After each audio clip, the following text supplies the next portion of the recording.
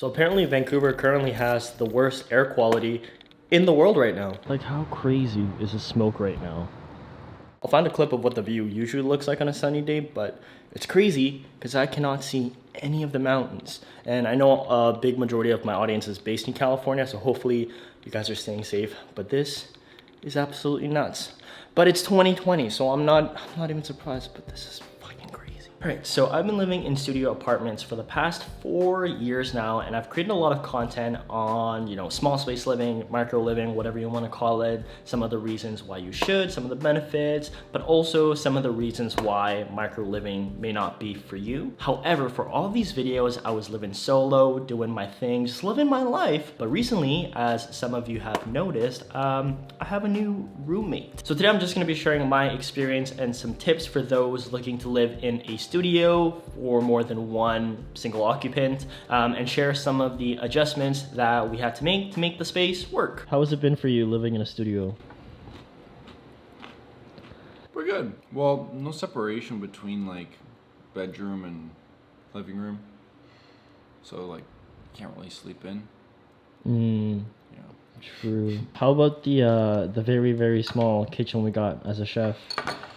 Tell them the risotto story. The one where you dumped out all my fucking puree. Yeah. So yeah, let me just go over some of the kind of bigger changes we had to make, but make sure if you guys haven't seen my original studio apartment tour, check that out, because then you won't know what actually changed. So yeah. All right, so first big change is the shoe rack. It was originally in the closet and used for a place where I put my pants and my shorts, etc. But now it's a shoe rack because we got more shoes. Also, this is not mine. And as you guys can see, there are some artwork now, which is different. Next up, as you guys can see, we now have a toaster oven because we don't have an actual oven, and it's a pain in the ass to just toast some bread on a pan when you only have 2 burners. So that was very needed. Next big change is in the actual storage room. As you guys can see, there is a massive kind of rack. These bottom 2 ones are for like pantry items because we eat a lot of food. We're growing boys. We got to eat lots. And then we got some clothes and then some tech up here, as well as a secondary clothing rack for all of my roommates' clothes. And then, yeah, you already know the drill. And this is where I still keep my electric scooter and backpacks because if it's in the entranceway, it's just way too cluttered. But yeah, this was definitely an essential purchase. This like little rack system from Amazon. Great. And then in the main living space is the bike. Now we actually have like a bike storage room in our apartment. However, it's a bitch to get into. So most of the times it's just in the living room. Sometimes we put it in the balcony. Sometimes it's in the storage room. But yeah, it's definitely not the best place for a bike, but you gotta do what you gotta do, And then at the very bottom here, there's an Xbox that connects to the projector. And that is also not mine. So yeah, those were some of the bigger changes that I had to make to the original studio apartment. But yeah, honestly, it hasn't been that big of a deal just because, my partner and I have kind of opposite working schedules. So for the vast majority of the days, I'm by myself, I'm working from home, and it really hasn't been too big of an issue. But yeah, there are definitely a few points to consider if you are going to be moving in with another person in a studio. The first one being, the reality is that a studio is anywhere from, 200 square feet to 400 square feet. And that is not a lot of space for 2 adults and a dog. Now, thankfully, I didn't have a lot of stuff. My partner didn't have a lot of stuff because he's just been like moving around and trying to hide from the police every single time. I'm just kidding. Both of us just didn't have that much stuff to begin with. He didn't have any furniture, so it was very seamless of a move. We did all the move in a tiny little Toyota Prius, so it honestly wasn't too bad, but that would definitely be the biggest step, is just decluttering as much as you can. The second point I would highly consider is you need to start utilizing more shelves, storage, racks, etc. Now for me, I was just never a big fan of how shelves looked. I never liked when people got shelves and just put like useless shit on it, but this is kind of like a different scenario where we really needed the extra vertical capacity because obviously you only have a set limited square footage, so you just got to make use of what you've got. And yeah, that storage room is packed. As you guys saw, there's a suitcase in there, there's a scooter, there's 2 clothing racks, there's a pantry.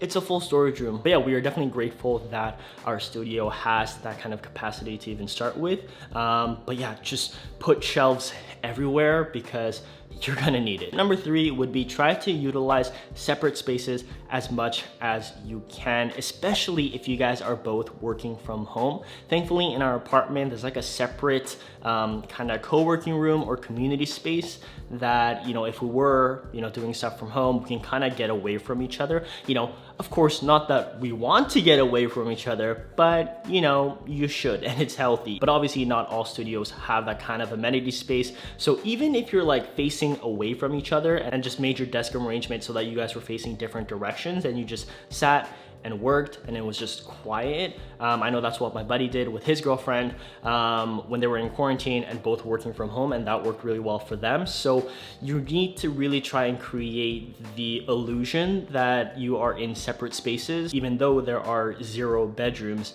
And you know, we have this division of the living space and the bed space by this like plant wall that you guys are currently sitting on. But yeah, just try to make as many separate spaces as you can, because that's very important in my opinion. 4th tip I think is honestly the most important, and that's creating systems that work for both of you. So it can be simple things like maybe just one person in the kitchen or the other person can help cook, but maybe chopping, you know, in the dining room. Or it's as simple as, you know, not both people tying their shoes at the same time. One person ties shoes first and then waits outside while the other person ties their shoe, because in a small space with 2 large adults, it's just very hectic, especially with a large dog. You just have to create little systems that you probably don't think makes a big difference. But you know those like little micro stresses when you just like bump into each other and it's like very claustrophobic? You don't want that, especially in your living space. You don't need that kind of negative energy. So create little systems that, you know, make the system work for your lifestyle and the lifestyle for both of you, not just for one person. I guess this just goes with, you know, when you're living with your partner, but you have to accommodate their stuff because you have to acknowledge that it's also their living space. So yeah, obviously I don't have a use for the Xbox. I'm not a gamer, but you know, it's a give and take. So just got to make it work, create systems that work for you guys. And I think the only way to really figure that out is as you guys are just living and doing your thing, and you just really slowly figure out what works and what doesn't. And I think it's really just very important to be very open in your communication about, hey, we need to do this differently because you can't be folding laundry while I'm doing the dishes because there's just not enough space. And that's fine. So yeah, you just need very open communication, you know, regardless if you're living in a studio or not. Anyways, this is not turning into relationship advice. So yeah.